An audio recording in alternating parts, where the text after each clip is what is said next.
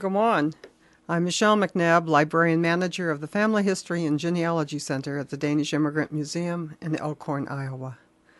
This is part 6 of My Days at Elkhorn College by Paulus F. Falk, who was attending the school in 1910, 1911, and then a year or so later.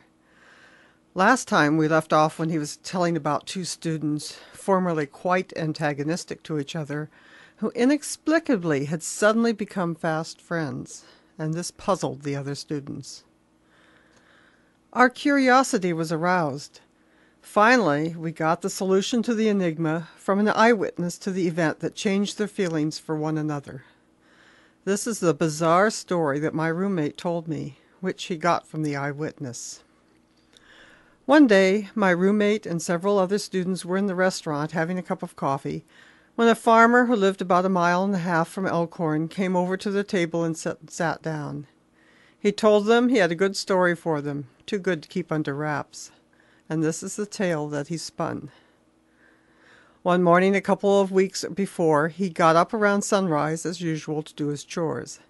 As he neared the pig pen, he suddenly stopped, for there were two young fellows, coatless and capless, in the pig pen, slugging away at each other.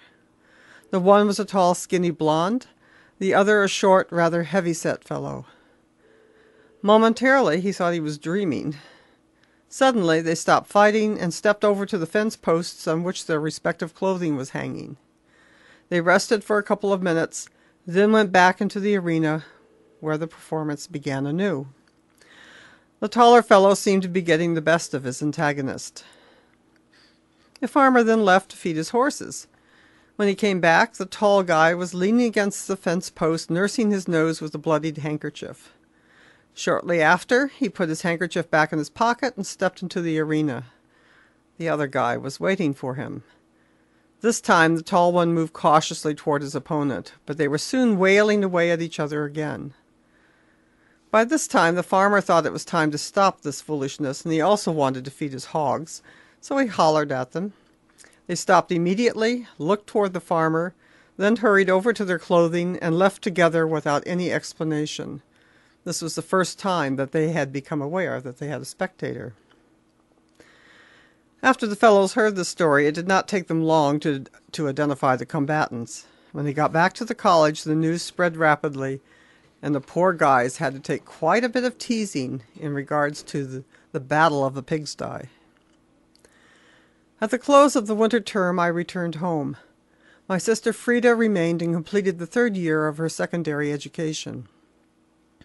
After the college closed, Frida taught the congregation summer vacation school in Elkhorn. As for myself, I started the tiling job as soon as the ground was fit. At first it was very hard work. For one thing, the spade felt like a very cumbersome tool.